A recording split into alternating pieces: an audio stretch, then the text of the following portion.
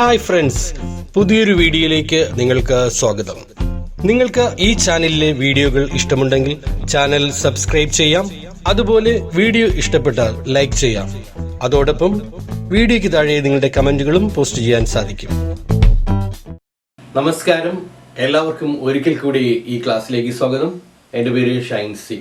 ഈ ക്ലാസ്സിലേക്ക് കടക്കുന്നതിന് മുമ്പ് ആദ്യം തന്നെ ഞാൻ പറയാം, ഇതിൻ്റെ ആദ്യം മുതൽ അവസാനം വരെയുള്ള എല്ലാ ചോദ്യങ്ങളും നിങ്ങൾ തീർച്ചയായിട്ടും കണ്ടിരിക്കണം. ഒരിക്കലും സ്കിപ്പ് ചെയ്ത് നിങ്ങൾ പോകരുത്. നമുക്ക് ഇന്നത്തെ ക്ലാസ്സിലേക്ക് നേരെ കിടക്കാം. ഒന്നാമത്തെ ചോദ്യം ഇന്റർനാഷണൽ ടൈഗർ ഡേ എന്നാണ്. അപ്പോൾ ജൂലൈ 29 ഇന്റർനാഷണൽ ടൈഗർ ഡേ അല്ലെങ്കിൽ രാജ്യാന്തര കടുവാ ദിനം എന്ന് പറയുന്നത്. വളരെ ഇമ്പോർട്ടൻ്റ് ആയ കഴിഞ്ഞ PSC എക്സാം ഈ രാജ്യാന്തര കടുവാ ദിനവുമായി ബന്ധപ്പെട്ടുള്ള ഈ കടുവകളുമായി ബന്ധപ്പെട്ടുള്ള വളരെയധികം ക്വസ്റ്റ്യൻസ് ഇതിനകത്ത് ചോദിച്ചിട്ടുണ്ട്. PSC എക്സാമുകളിൽ കഴിഞ്ഞ PSC എക്സാമുകളിൽ വിവിധ ജില്ലകളിലായിട്ട് നടന്ന എക്സാമിൽ ചോദിച്ചിട്ടുണ്ട്. നമുക്ക് രാജ്യാന്തര കടുവാ ദിനം ജൂലൈ 29 എന്ന് ഞാൻ പറഞ്ഞു. ഇത് ആദ്യമായിട്ട് ആരംഭിക്കുന്നത് എന്ന് പറഞ്ഞാൽ 2010 ജൂലൈ 29 സെന്റ് പീറ്റേഴ്സ്ബർഗിൽ, റഷ്യയിലെ സെന്റ് പീറ്റേഴ്സ്ബർഗിൽ നടന്ന ഇന്റർനാഷണൽ ടൈഗർ ഫോറത്തിന്റെ നേതൃത്വത്തിൽ നടന്ന ഒരു ഉച്ചകോടി ഉണ്ടായിരുന്നു. അവിടെ വെച്ചാണ് ഇത് ആദ്യമായിട്ട് 2010 ഇത് ആരംഭിക്കുവാൻ വേണ്ടി തീരുമാനിച്ചത്. അപ്പോൾ അവർക്ക് എവിടെ വെച്ചാണ് ആ ഉച്ചകോടി നടന്നത്? സെന്റ് പീറ്റേഴ്സ്ബർഗ്, റഷ്യയിൽ വെച്ചാണ് നടന്നത്. 2010 ജൂലൈ 29 ആദ്യമായിട്ടെന്ന് അവർ അവിടെ ആചരിക്കുകയാണ്. ഇതിന്റെ സ്ലോഗൻ 2018-ലും 2019-ലും 20-ലും ഈ ഇന്റർനാഷണൽ ടൈഗർ ഡേയുമായിട്ട് ബന്ധപ്പെട്ട സ്ലോഗൻ എന്ന് പറയുന്നത് "Their survival is in our hands" എന്നുള്ളതാണ് ഇതിന്റെ സ്ലോഗൻ എന്ന് പറയുന്നത്. അപ്പോൾ അത് നിങ്ങൾ ഇതോട് ഓർത്തു. 2018-ലും 19-ലും 20-ലും ഈ ഒരേ ഒരു സ്ലോഗനാണ് "Their survival is in our hands" എന്നുള്ളതാണ് ഇതിന്റെ സ്ലോഗൻ എന്ന് പറയുന്നത്. അപ്പോൾ നമ്മുടെ ചോദ്യം എന്തായിരുന്നു? ഇന്റർനാഷണൽ ടൈഗർ ഡേ എന്ന് പറയുന്നത് ജൂലൈ 29 2010 ജൂലൈ 29 മുതലാണ് ഇത് ആരംഭിച്ചത്. റഷ്യയിൽ സെന്റ് പീറ്റേഴ്സ്ബർഗിൽ നടന്ന ഉച്ചകോടിയിലാണ് ഇത് ഇന്റർനാഷണൽ ടൈഗർ ഫോറം ഇങ്ങനെ ഒരു തീരുമാനമെടുത്തത്. ഇനി വീണ്ടും നമ്മൾ ഇതിലേക്ക് പോകുമ്പോൾ ഇന്ത്യയിലേക്ക് വരുമ്പോൾ നമുക്ക് 1972 ഇന്ത്യയുടെ ദേശീയ മൃഗമായിട്ട് കടുവയെ തീരുമാനിക്കുന്നത്. അപ്പോൾ ഇന്ത്യയുടെ ദേശീയ മൃഗമായിട്ട് കടുവയെ അംഗീകരിക്കുന്നത് എന്ന് മുതലാണ്? 1972 മുതൽ. അതുവരെ 1972 വരെ എന്തായിരുന്നു? സിംഹമായിരുന്നു അല്ലേ? മുൻപ് സിംഹമായിരുന്നു ഇന്ത്യയുടെ ദേശീയ മൃഗം. എന്നാൽ 1972 മുതൽ ഇന്ത്യയുടെ ദേശീയ മൃഗമായിട്ട് കടുവയായിട്ടാണ് അംഗീകരിക്കുന്നത്. അത് വെറും കടുവയല്ല, റോയൽ ബംഗാൾ ടൈഗർ എന്നാണ് പറയുന്നത്. റോയൽ ബംഗാൾ ടൈഗർ, ശ്രദ്ധിക്കൂ, റോയൽ ബംഗാൾ ടൈഗർ. ഇന്ത്യയുടെ ദേശീയ മൃഗം എന്ന് പറയുന്നത് റോയൽ ബംഗാൾ ടൈഗർ ആണ്. അതുപോലെ ഇത് വളരെ PSCക്ക് നമുക്കറിയാം ഇന്ത്യയുടെ ദേശീയ മൃഗം എന്നുള്ളത് എല്ലാ മിക്ക എക്സാമിനും ചെറിയ ചെറിയ എക്സാമുകൾ മുതൽ ചോദിക്കുന്ന ഒരു ചോദ്യമാണ്. ഇതും പ്രീവിയസ് ക്വസ്റ്റ്യൻ ആണ്. ഇന്ത്യയുടെ ദേശീയ മൃഗം എന്ന് മുതലാണ് അംഗീകരിക്കപ്പെട്ടത് എന്നാണ്? 1972 മുതലാണ് ഇന്ത്യയുടെ ദേശീയ മൃഗമായിട്ട് റോയൽ ബംഗാൾ ടൈഗറിനെ അംഗീകരിച്ചത്. വളരെ ഇമ്പോർട്ടൻ്റ് ആയിട്ടുള്ള ഒരു ക്വസ്റ്റ്യൻ ആണ്. ക്വസ്റ്റ്യൻ ഇങ്ങനെ തന്നെ നിങ്ങൾ എഴുതണം: ഇന്ത്യയുടെ ദേശീയ മൃഗമായിട്ട് കടുവയെ അംഗീകരിച്ചതെന്നാണ്? 1972 1972 മുതലാണ്. ഇനി അതുപോലെ പ്രോജക്ട് ടൈഗർ പദ്ധതി എന്നാണ് നിലവിൽ വരുന്നത്. അപ്പോൾ പ്രോജക്ട് ടൈഗർ പദ്ധതി അതും വളരെ ഇമ്പോർട്ടൻ്റ് ആയിട്ടുള്ള ഒരു പ്രീവിയസ് ക്വസ്റ്റ്യൻ ആണ്. പ്രോജക്ട് ടൈഗർ പദ്ധതി നിലവിൽ വരുന്നത് 1973. അപ്പോൾ 1973 പ്രോജക്ട് ടൈഗർ പദ്ധതി നിലവിൽ വരുന്നത്. വളരെ പ്രധാനപ്പെട്ട മറ്റൊരു ക്വസ്റ്റ്യൻ ആണിത്. ഇനി ഇതുമായി നമ്മൾ ബന്ധപ്പെട്ട് നോക്കുമ്പോൾ നമുക്കറിയാം, കഴിഞ്ഞ ക്ലാസ്സിൽ നമ്മളൊരു ക്യാമറ ട്രാപ്പ് സംവിധാനത്തെ കുറിച്ച് പറഞ്ഞു. 2004 ആദ്യമായിട്ട് ക്യാമറ ട്രാപ്പ് സംവിധാനം വരുന്നത്. എന്തിനാണ് ഈ ക്യാമറ ട്രാപ്പ് സംവിധാനം വരുന്നത്? കടുവകളുടെ സെൻസർ അറിയാൻ വേണ്ടി, ഇവരുടെ സർവേ എടുക്കാൻ വേണ്ടി, ടോട്ടൽ എത്ര കടുവകൾ ഉണ്ടെന്നുള്ള ഒരു ട്രാപ്പ്, ഒരു ക്യാമറ ട്രാപ്പിലൂടെയാണ് ഇവർ മനസ്സിലാക്കുന്നത്. ആ ക്യാമറ ട്രാപ്പ് സംവിധാനം നിലവിൽ വരുന്നത് 2004 വരുന്നത്. അതിൽ നമ്മൾ കഴിഞ്ഞ ക്ലാസ്സിൽ പഠിച്ചത് എത്ര കടുവകൾ? 2967 കടുവകൾ ഉണ്ട് എന്നാണ് ഇപ്പോഴത്തെ കണക്ക്. അപ്പോൾ ഇന്ത്യയിൽ എത്ര കടുവകളുണ്ട്? 2967 കടുവകളുണ്ട്. ലോകത്തിലെ ഏറ്റവും 70% കടുവകളും എവിടെയാണുള്ളത്? ഇന്ത്യയിലാണുള്ളത് അല്ലേ? ഈ കടുവകളുടെ മൊത്തത്തിലുള്ള എണ്ണം നോക്കുമ്പോൾ 70% ഉള്ളത് ഇന്ത്യയിലാണ്. അപ്പോൾ ഇന്ത്യയിൽ എത്ര കടുവകളുണ്ട്? 2967 കടുവകളുണ്ട്. ഇത് എങ്ങനെയാണ് ഇത് കണ്ടുപിടിക്കുന്നത്? ഒരു സെൻസർ, ക്യാമറ ട്രാപ്പ് സംവിധാനത്തിലൂടെയാണ് ഇത് കണ്ടുപിടിക്കുന്നത്. എന്നാണ് നിലവിൽ വരുന്നത്? 2004. ഇനി അതുമായി ബന്ധപ്പെട്ട് നമ്മൾ പഠിക്കുമ്പോൾ ഇന്ത്യയിൽ എത്ര കടുവ റിസർവുകൾ ഉണ്ട് എന്നുള്ളതാണ്. കടുവ റിസർവുകൾ ഉള്ളത് എത്രയാണ്? 50 കടുവ റിസർവുകളാണ് ഇന്ത്യയിലുള്ളത്. 50 കടുവ റിസർവുകളാണ് ഇന്ത്യയിലുള്ളത്. ഈ 50 കടുവ റിസർവുകൾ കേരളത്തിൽ എത്രയാണുള്ളത്? അപ്പോൾ നമ്മൾ പറയും ഇന്ത്യയിൽ 50 റിസർവ്സ് ആണുള്ളത്, കടുവ റിസർവുകൾ എത്ര എണ്ണമുണ്ട്? 50 എണ്ണം. അതിൽ കേരളത്തിൽ എത്ര എണ്ണമാണുള്ളത്? കേരളത്തിൽ 2 എണ്ണമാണുള്ളത്. കേരളത്തിൽ 2 കടുവ റിസർവുകളാണുള്ളത്. ഒന്ന് പെരിയാറും പറമ്പിക്കുളവും. അപ്പോൾ കേരളത്തിലെ 2 കടുവ റിസർവുകളാണ് ഏതൊക്കെയാണ്? പെരിയാറും പറമ്പിക്കുളവും. അപ്പൊ നമ്മൾ എത്ര പറഞ്ഞത്? അപ്പോൾ നമ്മൾ ഇന്ത്യയിൽ എത്ര കടുവ സങ്കേതങ്ങളുണ്ടെന്ന് പറഞ്ഞു? 50 കടുവ സങ്കേതങ്ങളാണുള്ളത് അല്ലേ? അതിൽ കേരളത്തിൽ 2 കടുവ സങ്കേതങ്ങളുണ്ട്. ഇവിടെ പെരിയാറും പറമ്പിക്കുളവും അല്ലെ? പെരിയാറും പറമ്പിക്കുളവുമാണ് കേരളത്തിലെ 2 കടുവ സങ്കേതങ്ങൾ എന്ന് പറയുന്നത്. പെരിയാറും പറമ്പിക്കുളവുമാണ്. 2019 മികച്ച കടുവ സങ്കേതമായിട്ട് തിരഞ്ഞെടുത്തിരിക്കുന്നത് പെരിയാറിനെയാണ്. അപ്പോൾ പെരിയാർ ആയിരുന്നു 2019 മികച്ച കടുവ സങ്കേതം എന്ന് പറയുന്നത്. അപ്പോൾ എന്റെ ചോദ്യം ഇതായിരുന്നു, വളരെ ഇമ്പോർട്ടന്റ് ആയ ഒന്നാമത്തെ ചോദ്യം എന്താണ്? International tiger day July 29 international tiger day എന്ന് പറയുന്നത് അല്ലെ? 2019 ജൂലൈ 29 സെന്റ് പീറ്റേഴ്സ്ബർഗിൽ റഷ്യയിൽ വെച്ചാണ് ഇന്റർനാഷണൽ ടൈഗർ ഫോറം ഇത് ആദ്യമായിട്ട് ആരംഭിക്കുന്നത് അല്ലെ? ഗ്ലോബലി ഇത് ആചരിക്കുവാൻ തുടങ്ങുന്നത് എന്ന് മുതലാണ്? സെന്റ് പീറ്റേഴ്സ്ബർഗിൽ നടന്ന ഉച്ചകോടിയിലാണ്. റഷ്യയിലെ സെന്റ് പീറ്റേഴ്സ്ബർഗിൽ നടന്ന ഉച്ചകോടിയിലാണ് ഇത് ആദ്യമായിട്ട് ഇതിങ്ങനെ തീരുമാനിക്കുന്നത്. 2018, 19, 20 ഒരു സ്ലോഗൻ ആയിരുന്നു. എന്താണ്? Their survival is in our hands എന്നുള്ളതായിരുന്നു സ്ലോഗൻ അല്ലെ? 2018, 19, 20 ഒരേ സ്ലോഗൻ ആയിരുന്നു എന്ന് പറഞ്ഞു. പിന്നെ അത് കഴിഞ്ഞ് നമ്മൾ ഇങ്ങോട്ട് എന്താ വന്നത്? ഇന്ത്യയുടെ കൈ കടുവയെ ദേശീയ മൃഗമായിട്ട് അംഗീകരിക്കുന്നത് എന്ന് മുതലാണെന്ന് നമ്മൾ പറഞ്ഞു അല്ലെ? 1972 മുതലാണ് ഇന്ത്യയിൽ കടുവയെ ദേശീയ മൃഗമായിട്ട് അംഗീകരിക്കുന്നത്. ഏതാണ് നമ്മുടെ ഇന്ത്യൻ കടുവ എന്ന് പറയുന്നത്? ഏതാണ്? റോയൽ ബംഗാൾ ടൈഗർ എന്നാണ്. റോയൽ ബംഗാൾ ടൈഗർ ആണ് ഇന്ത്യയുടെ ദേശീയ മൃഗം എന്ന് പറയുന്നത് അല്ലെ? അത് കഴിഞ്ഞ് നമ്മൾ പറഞ്ഞു പ്രോജക്ട് ടൈഗർ പദ്ധതിയെ കുറിച്ച് പറഞ്ഞു. 1973 പ്രോജക്ട് ടൈഗർ പദ്ധതി എന്ന് പറയുന്നത്. ഇതും വളരെ ഇമ്പോർട്ടന്റ് ആയിട്ടുള്ള ഒരു ക്വസ്റ്റ്യൻ ആണ്. അപ്പോൾ ഇന്ത്യയിൽ ഈ കടുവയെ ദേശീയ മൃഗമായിട്ട് അംഗീകരിക്കുന്നത് 1972 അത് ഓർക്കുക. 1973 പ്രോജക്ട് ടൈഗർ പദ്ധതി എന്ന് പറയുന്നത്. അത് കഴിഞ്ഞ് നമ്മൾ എങ്ങോട്ടാണ് വന്നത്? ക്യാമറ ട്രാപ്പ് സംവിധാനത്തെ പറ്റി പറഞ്ഞു. ഇന്ത്യയിൽ ക്യാമറ ട്രാപ്പ് സംവിധാനം നിലവിൽ വരുന്നത് 2004 പറഞ്ഞു. 1967 ക്യാമറകളാണ് ഇന്ത്യയിലുള്ളതെന്ന് പറഞ്ഞു. ലോകത്തിലെ കടുവകളിൽ 70% എവിടെയാണുള്ളത്? ഇന്ത്യയിലാണുള്ളതെന്ന് പറഞ്ഞു അല്ലേ? അത് കഴിഞ്ഞ് നമ്മൾ കടുവ സങ്കേതങ്ങളെ പറ്റി പറഞ്ഞു. എത്ര കടുവ സങ്കേതങ്ങളുണ്ടെന്ന് പറഞ്ഞു? 50 കടുവ സങ്കേതങ്ങളാണ് ഇന്ത്യയിലുള്ളതെന്ന് പറഞ്ഞു. 2 എണ്ണം കേരളത്തിലുണ്ടെന്ന് പറഞ്ഞു. പെരിയാറും പറമ്പിക്കുളവുമാണ് കേരളത്തിലുള്ളതെന്ന് നമ്മൾ പറഞ്ഞു. ഇനി 2019 മികച്ച കടുവ സങ്കേതമായിട്ട് തിരഞ്ഞെടുക്കപ്പെട്ടത് ഏതിനെയാണ്? പെരിയാറിനെയാണ് തിരഞ്ഞെടുക്കപ്പെട്ടത് അല്ലേ? ഇനി അടുത്ത ചോദ്യത്തിലേക്ക് പോവാം. അതുപോലെ കുടിവെള്ളവും ലഭിക്കുന്ന ഒരു പദ്ധതിയാണ്. ഇനി അടുത്ത ചോദ്യം, അഴിമതി കേസിൽ 12 വർഷം ജയിൽ ശിക്ഷ ലഭിച്ച മലേഷ്യയുടെ മുൻ പ്രധാനമന്ത്രി. ഈ മറ്റൊരു വാർത്ത അവിടെ നിന്ന് ശ്രദ്ധിച്ചാൽ മലേഷ്യയുടെ ഒരു മുൻ പ്രധാനമന്ത്രിക്ക് 12 വർഷം അഴിമതി കേസിൽ ഇപ്പോൾ ജയിൽ ശിക്ഷ ലഭിച്ചിരിക്കുകയാണ്. അദ്ദേഹത്തിന്റെ പേരാണ് നജീബ് റസാഖ്. നജീബ് റസാഖാണ് മലേഷ്യയുടെ മുൻ പ്രധാനമന്ത്രിയായിരുന്ന നജീബ് റസാഖിനാണ് ഇപ്പോൾ 12 വർഷം ജയിൽ ശിക്ഷ ലഭിച്ചിരിക്കുന്നത്. ഇത് ആദ്യമായിട്ടാണ് മലേഷ്യയിൽ ഇങ്ങനെ അഴിമതി കേസിൽ ഒരു പ്രധാനമന്ത്രിക്ക് ഇങ്ങനെ ജയിൽ ശിക്ഷ ലഭിക്കുന്നത്. അപ്പോൾ ആദ്യമായിട്ട് $100 കോടി അഴിമതി കേസാണ് ഇദ്ദേഹത്തിനെതിരെ ചുമത്തിയിരിക്കുന്നത്. ഇദ്ദേഹത്തിന് 12 വർഷം ജയിൽ ശിക്ഷ ഇപ്പോൾ ലഭിച്ചിരിക്കുകയാണ്. മലേഷ്യയെ പറ്റി പറയുമ്പോൾ റിംഗിറ്റ് ആണ് അവരുടെ കറൻസി അല്ലെ? അത് ഓർക്കുക, റിംഗിറ്റ് ആണ് കറൻസി എന്ന് പറയുന്നത്. കോലാലംപൂർ ആണ് ക്യാപിറ്റൽ എന്ന് പറയുന്നത്. കോലാലംപൂർ ക്യാപിറ്റൽ ആണ്. മുഹ്യുദ്ദീൻ യാസിൻ ആണ് ഇപ്പോഴത്തെ പ്രധാനമന്ത്രി ആരാണ്? മുഹ്യുദ്ദീൻ യാസിൻ ആണ്. അപ്പോൾ മലേഷ്യയിൽ അഴിമതി കേസിൽ ഇപ്പോൾ 12 വർഷം ജയിൽ ശിക്ഷ ലഭിച്ച പ്രധാനമന്ത്രി ആരാണ്? നജീബ് റസാഖ് ആണ്. ഇപ്പോഴത്തെ പ്രധാനമന്ത്രി ആരാണ്? മുഹ്യുദ്ദീൻ യാസിൻ ആണ് അല്ലെ? കോലാലംപൂർ ആണ് ക്യാപിറ്റൽ എന്ന് പറയുന്നത്. റിംഗിറ്റ് ആണ് അവരുടെ കറൻസി എന്ന് പറയുന്നത്. ആദ്യമായിട്ടാണ് മലേഷ്യയിലെ ഒരു പ്രധാനമന്ത്രിക്ക് ഇങ്ങനെ ഈ അഴിമതി കേസിൽ ജയിൽ ശിക്ഷ ലഭിക്കുന്നത്. ഇനി അടുത്ത ചോദ്യം, 2020 ബുക്കർ സമ്മാനത്തിനുള്ള പട്ടികയിൽ ഉൾപ്പെട്ട ആദ്യ ഇന്ത്യക്കാരി. 2020 ബുക്കർ സമ്മാനത്തിനുള്ള പട്ടികയിൽ ഉൾപ്പെട്ട ഇന്ത്യക്കാരി. അപ്പം ബുക്കർ സമ്മാനത്തിന് വേണ്ടിയുള്ള അവരുടെ ഒരു പട്ടികയുടെ ആ ലിസ്റ്റിൽ ഒരു ഇന്ത്യക്കാരിയുടെ പേര് ഇടം പിടിച്ചിട്ടുണ്ട്.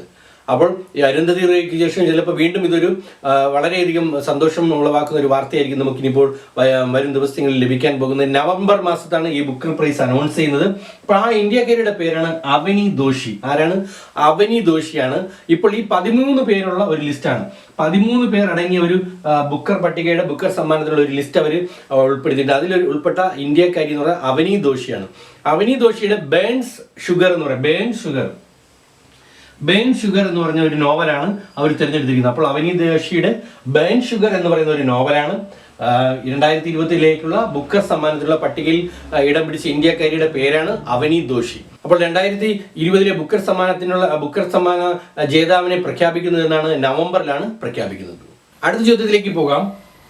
ആത്മബോധോദയ സംഘം രൂപീകരിച്ചത് ആര്? വളരെ ഇമ്പോർട്ടന്റ് ആയിട്ടുള്ള മറ്റൊരു പ്രീവിയസ് ക്വസ്റ്റ്യൻ ആണ് ഇന്നത്തെ കറണ്ട് അഫയേഴ്സിൽ ഉൾപ്പെടുത്തിയിരിക്കുന്നത്. ആത്മബോധോദയ സംഘം രൂപീകരിച്ചത് ആര്? പഴയ പ്രീവിയസ് എക്സാമിന് പങ്കെടുത്തവർക്ക് എല്ലാവർക്കും അറിയാം, വളരെ കേരള നവോത്ഥാനവുമായി ബന്ധപ്പെട്ടിട്ടുള്ള ഒരു ക്വസ്റ്റ്യൻ ആണ്. അപ്പോൾ ഈ ആത്മബോധോദയ സംഘം രൂപീകരിച്ചത് ശുഭാനന്ദ ഗുരുവാണ്. ശുഭാനന്ദ ഗുരുവാണ് ആത്മബോധോദയ സംഘം രൂപീകരിച്ചത്. പലതരത്തിൽ ക്വസ്റ്റ്യൻ വരാം.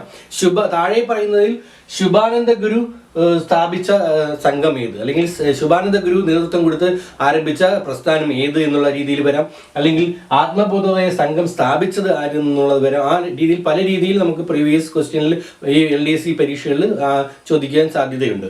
അപ്പോൾ ഇവിടെ ചോദ്യം ഇതാണ്, ആത്മബോധോദയ സംഘം രൂപീകരിച്ചത് ശുഭാനന്ദ ഗുരുവാണ്. 1932 ഈ സംഘം സ്ഥാപിച്ചിരുന്നത്. അപ്പോൾ 1932 ഈ ആത്മബോധോദയ സംഘം രൂപീകരിച്ചത്. അപ്പോൾ അവിടെ വീണ്ടും ഒരു ക്വസ്റ്റ്യൻ ആയി, എന്നാണ് ആത്മബോധോദയ സംഘം രൂപീകരിച്ചത്? മനസ്സിലായല്ലോ. അപ്പോൾ അടുത്തൊരു ക്വസ്റ്റ്യൻ, എന്നാണ് ഇത് രൂപീകരിച്ചത്? ഇനി നമ്മളിവിടെ പറയാൻ കാര്യം എന്താണ്, ഇതിന്റെ 70ാം സ്മൃതി ദിനമാണ് ജൂലൈ 29. 70ാം സ്മൃതി ദിനമാണ് ഈ ശുഭാനന്ദ ഗുരുവിന്റെ 70ാം സ്മൃതി ദിനമായിരുന്നു ജൂലൈ 29. അപ്പോൾ അദ്ദേഹം 1882 ജനിച്ചത്. അപ്പോൾ ശുഭാനന്ദ ഗുരു ജനിച്ചത് എന്നാണ്? അപ്പോൾ ശുഭാനന്ദ ഗുരു ജനിച്ചത് 1882 ജനിച്ചത്. എവിടെയാണ്? അതും വളരെ ഇമ്പോർട്ടന്റ് ആയിട്ടുള്ള ഒരു ക്വസ്റ്റ്യൻ. ശുഭാനന്ദ ഗുരു ജനിച്ചത് 1882 അല്ലെ? കേരള നവോത്ഥാനവുമായി ബന്ധപ്പെട്ടുള്ള ഈ നവോത്ഥാന നായകന്മാരുടെ എല്ലാ കാര്യങ്ങളും നമ്മൾ തീർച്ചയായിട്ടും പഠിച്ചിരുന്നു. അതിൽ വളരെ ഇമ്പോർട്ടന്റ് ആയിട്ടുള്ള ഒരു വ്യക്തിയാണ് ശുഭാനന്ദ ഗുരു. അദ്ദേഹം ജനിച്ചത് 1882. മറ്റൊരു പ്രീവിയസ് ക്വസ്റ്റ്യൻ ആയിരുന്നു, എവിടെയാണ് അദ്ദേഹം ജനിച്ചത്? ചെങ്ങന്നൂരിനടുത്തുള്ള ബുധനൂരിലാണ് അദ്ദേഹം ജനിച്ചത്. എവിടെയാണ്? ചെങ്ങന്നൂരിനടുത്തുള്ള ബുധനൂർ, അല്ലെങ്കിൽ ചെങ്ങന്നൂരിനടുത്തുള്ള ബുധനൂരിൽ ജനിച്ച കേരള നവോത്ഥാന നായകൻ താഴെ പറയുന്നവർ ആരാണ്? ശുഭാനന്ദ ഗുരു അല്ലെ? അപ്പോൾ ചെങ്ങന്നൂരിനടുത്തുള്ള ബുധനൂർ എന്ന് പറയുന്ന സ്ഥലത്താണ് ശുഭാനന്ദ ഗുരു 1882 ജനിക്കുന്നത്.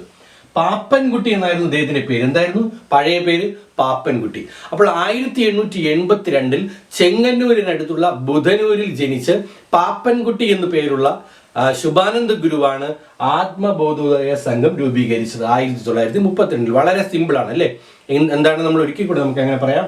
ചെങ്ങന്നൂരിനടുത്തുള്ള ബുധനൂരിൽ 1882 ജനിച്ച് പാപ്പൻകുട്ടി എന്നു പേരുള്ള ശുഭാനന്ദ ഗുരുവാണ് 1932 ആത്മബോധോദയ സംഘം രൂപീകരിച്ചത്. ആത്മബോധോദയ സംഘം രൂപീകരിച്ചത് ആരാണ്? ശുഭാനന്ദ ഗുരുവാണ് അല്ലെ? ഇനി അടുത്ത ചോദ്യത്തിലേക്ക് പോകാം. രാജ്യത്തെ ഇന്ത്യയിലെ ആദ്യത്തെ IT park, information technology park ഏതാണ്? മറ്റൊരു പ്രധാനപ്പെട്ട ചോദ്യമാണ് അല്ലെ? എന്താണ് ഇതുമായി നമുക്കൊന്ന് ബന്ധം നമുക്ക് പിന്നീട് നോക്കാം. ആദ്യത്തെ IT പാർക്കാണ് ടെക്നോ പാർക്ക്. തിരുവനന്തപുരത്ത് സ്ഥിതി ചെയ്യുന്ന ടെക്നോ പാർക്കാണ് ഇന്ത്യയിലെ ആദ്യത്തെ ഇൻഫർമേഷൻ ടെക്നോളജി പാർക്ക് എന്ന് പറയുന്നത്. ഇതെവിടെയാണ് സ്ഥിതി ചെയ്യുന്നത്? തിരുവനന്തപുരത്ത് ടെക്നോ പാർക്കാണെന്ന് പറയുന്നത്. അപ്പോൾ ഏഷ്യയിലെ തന്നെ ഏറ്റവും വലിയ IT പാർക്കാണ് ഈ ടെക്നോ പാർക്ക്. ഏഷ്യയിലെ ഏറ്റവും വലിയ IT ഇൻഫർമേഷൻ ടെക്നോളജി പാർക്ക് ഏതാണ്? തിരുവനന്തപുരത്ത് സ്ഥിതി ചെയ്യുന്ന ടെക്നോ പാർക്കാണ്. അപ്പോൾ അതുമായി നമ്മുടെ ഇന്ന് എന്താണ് ബന്ധം? ജൂലൈ 28 ഇതിന്റെ 30ാം വർഷം. 30 വർഷമായി ഇത് തുടങ്ങിയിട്ട് അല്ലേ? 1990 ആരംഭിച്ചതാണ്.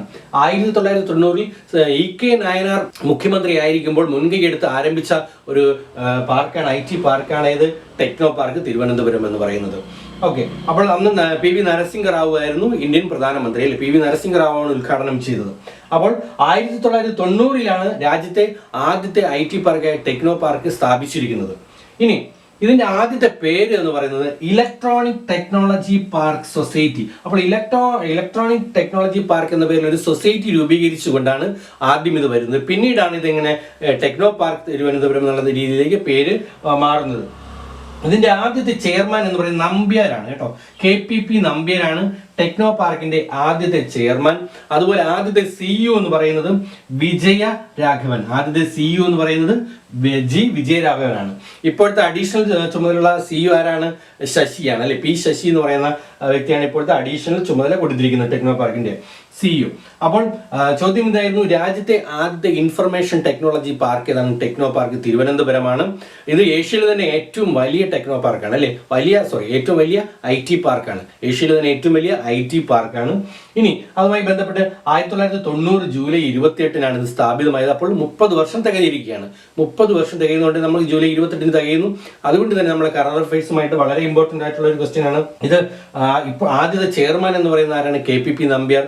ആദ്യത്തെ CEO എന്ന് പറയുന്നത് വിജയരാഘവനാണ് അല്ലെ? ഇനി അടുത്ത ക്വസ്റ്റ്യനിലേക്ക് പോകാം. അടുത്ത ചോദ്യം ഇതാണ്, 2020 ജൂലൈയിൽ ടെസ്റ്റ് ക്രിക്കറ്റിൽ 500 വിക്കറ്റ് തികച്ച ഇംഗ്ലീഷ് ബൗളർ. നമുക്കറിയാം ഇപ്പോൾ ഇംഗ്ലണ്ടും വെസ്റ്റ് ഇൻഡീസും തമ്മിലുള്ള ക്രിക്കറ്റ് മത്സരം നടന്നുകൊണ്ടിരിക്കുകയാണ് അല്ലേ. അപ്പോൾ ഇംഗ്ലണ്ടിലെ ഒരു ബൗളർ, ഒരു ഓൾറൗണ്ടറാണ് അദ്ദേഹം ഇപ്പോൾ 500 വിക്കറ്റ് തികച്ചിരിക്കുന്നു അല്ലേ. ആ ഇംഗ്ലീഷ് ബൗളർ ആരാണ്? സ്റ്റുവർട്ട് ബ്രോഡാണ്. സ്റ്റുവർട്ട് ബ്രോഡിന്റെ ചരിത്രം നിങ്ങൾക്കറിയാം അല്ലേ. 2007 യുവരാജ് സിംഗ് ഒരു ഓവറിൽ 2020 ഒരു ഓവറിൽ 6 6 പറത്തിയ ഒരു വ്യക്തിയാണ്. അങ്ങനെ വളരെയധികം വിഷമം അനുഭവിച്ച ഒരു വ്യക്തിയാണ് സ്റ്റുവർട്ട് ബ്രോഡ്. ആ സ്റ്റുവർട്ട് ബ്രോഡിനെ ആണ് 6-ൽ നിന്ന് 500-ലേക്ക് എന്നുള്ള ഒരു പരമ്പര, ഒരു ലേഖനം നിങ്ങൾ ഫീച്ചർ വായിച്ചിട്ടുണ്ടാവും അല്ലേ. അപ്പോൾ സ്റ്റുവർട്ട് ബ്രോഡാണ് ഇപ്പോൾ ഇംഗ്ലണ്ട് ക്രിക്കറ്റിൽ 500 വിക്കറ്റ് തികച്ച 7ാമത്തെ ബൗളറാണ്. ഇദ്ദേഹം 7ാമത്തെ ബൗളറാണ്, ക്രിക്കറ്റ് താരമാണ്. ഇംഗ്ലണ്ടിനെ സംബന്ധിച്ച് പറയുമ്പോൾ ഇംഗ്ലണ്ടിലെ രണ്ടാമത്തെ താരമാണ് അല്ലെ. ആദ്യം ജെയിംസ് ആൻഡേഴ്സൺ ആണ്. അപ്പോൾ 2ാമത്തെ ഇംഗ്ലീഷ് താരമാണ്. അതുപോലെ തന്നെ 7ാമത്തെ ക്രിക്കറ്റ് താരമാണ് ആര്? സ്റ്റുവർട്ട് ബ്രോഡ് എന്ന് പറഞ്ഞത്. അപ്പോൾ 7 വരെ ഉള്ളൂ 500 വിക്കറ്റ് തികച്ചത്. അതിൽ ആദ്യം മുത്തയ്യ മുരളീധരനാണ്, 800 വിക്കറ്റാണ് മുത്തയ്യ മുരളീധരൻ. അതുപോലെ ഷെയ്ൻ വോൺ ഓസ്ട്രേലിയയുടെ, മുത്തയ്യ മുരളീധരൻ ശ്രീലങ്കയാണ്, ഷെയ്ൻ വോൺ വന്നിട്ട് എവിടെയാണ്? ഓസ്ട്രേലിയയുടെ 708 വിക്കറ്റാണ്. ഇന്ത്യയുടെ അനിൽ കുംബ്ലെ 619 ആണ്. അതുപോലെ തന്നെ ഇംഗ്ലണ്ടിലെ ജെയിംസ് ആൻഡേഴ്സൺ ഇപ്പോൾ അദ്ദേഹത്തിനോടൊപ്പം കളിക്കുന്ന വ്യക്തി 589 വിക്കറ്റാണ് അല്ലെ. മഗ്രാത്ത് ഓസ്ട്രേലിയയുടെ Glenn McGrath 563, Courtney Walsh West ഇൻഡീസിന്റെ 519 ആണ്. Stuart Broad 501. ഇതിൽ മറ്റൊരു പ്രത്യേകത, ഈ ജെയിംസ് ആൻഡേഴ്സൺ 500 വിക്കറ്റ് തികച്ചത് ഈ ക്രെയ്ഗ് ബ്രാഗ്വൈറ്റിന്റെ വിക്കറ്റ് എടുത്തുകൊണ്ടായിരുന്നു അല്ലെ. വെസ്റ്റ് ഇൻഡീസിന്റെ ക്രെയ്ഗ് ബ്രാഗ്വൈറ്റിന്റെ വിക്കറ്റ് ആയിരുന്നു 500ാം വിക്കറ്റ്. അതുപോലെ സ്റ്റുവർട്ട് ബ്രോഡും 500 വിക്കറ്റ് തികച്ചിരിക്കുന്ന ആരുടെ വിക്കറ്റാണ്? ഈ ക്രെയ്ഗ് ബ്രാഗ്വൈറ്റിന്റെ വിക്കറ്റ്. അതൊരു വളരെ കൗതുകം ചേർന്ന ഒരു കാര്യമായിട്ട് ഇതിനകത്ത് പറഞ്ഞിട്ടുണ്ട് അല്ലെ. ക്രെയ്ഗ് ബ്രാഗ്വൈറ്റ് ആയിരുന്നു ഈ രണ്ടുപേരുടെയും, ഇംഗ്ലണ്ട് കളിക്കാർ രണ്ടുപേരുടെയും 500ാമത്തെ വിക്കറ്റ് എന്ന് പറയുന്നത്. അപ്പോൾ ചോദ്യം എന്തായിരുന്നു? 2020 ജൂലൈ ടെസ്റ്റ് ക്രിക്കറ്റിൽ 500 വിക്കറ്റ് തികച്ച ഇംഗ്ലീഷ് ബൗളർ ആരാണ്? Stuart Broad. അപ്പോൾ ഇന്നത്തെ ചോദ്യം ഇവിടെ പൂർണ്ണമായിരിക്കുകയാണ്. ഇനി കഴിഞ്ഞ ക്ലാസ്സിൽ ഞാൻ നിങ്ങളോട് ചോദിച്ച ചോദ്യം ഇതായിരുന്നു: കാർഗിൽ യുദ്ധത്തിൽ കരസേന നടത്തിയ ഓപ്പറേഷൻ, അതുപോലെ തന്നെ വ്യോമസേന നടത്തിയ ഓപ്പറേഷൻ. കരസേന നടത്തിയ എന്താണ്? ഓപ്പറേഷൻ വിജയ്. വ്യോമസേന നടത്തിയത് ഓപ്പറേഷൻ സഫേദ് സാഗർ എന്ന് പറയുന്ന 2 ഓപ്പറേഷൻ ആയിരുന്നു അല്ലെ. ഇതിന്റെ ഉത്തരങ്ങൾ പോസ്റ്റ് ചെയ്ത എല്ലാ വിജയികൾക്കുമുള്ള കൺഗ്രാജുലേഷൻ ഈ അവസരത്തിൽ അറിയിക്കുകയാണ്. ഇനി ഇന്നത്തെ ചോദ്യം ഇതാണ്: കേരള സർക്കാർ ആരംഭിക്കാൻ പോകുന്ന ആത്മഹത്യാ പ്രതിരോധ ക്യാമ്പയിൻ ഏത് എന്നുള്ളതാണ് ഇന്നത്തെ ചോദ്യം. ഈ ചോദ്യത്തിന്റെ ഉത്തരം നിങ്ങൾക്ക് ഈ വീഡിയോയുടെ തൊട്ട് താഴെ കമന്റുകളായിട്ട് പോസ്റ്റ് ചെയ്യാം. അതുപോലെ ആദ്യം പോസ്റ്റ് ചെയ്യുന്ന വിജയിക്കാണ് ദിവസേന 1 GB എന്നുള്ള സമ്മാനം ലഭിക്കുന്നത്. അതുപോലെ ഈ ചാനൽ, ഈ ക്ലാസ് നിങ്ങൾക്ക് ഇഷ്ടമായിട്ടുണ്ടെങ്കിൽ തീർച്ചയായിട്ടും ഇപ്പോൾ തന്നെ സബ്സ്ക്രൈബ് ചെയ്യുക. നിങ്ങളുടെ സുഹൃത്തുക്കൾക്കും അതോടുകൂടി ഷെയർ ചെയ്ത് കൊടുക്കുക. അപ്പോൾ എല്ലാവർക്കും നല്ലൊരു ദിവസം നേരുന്നു. Thank you.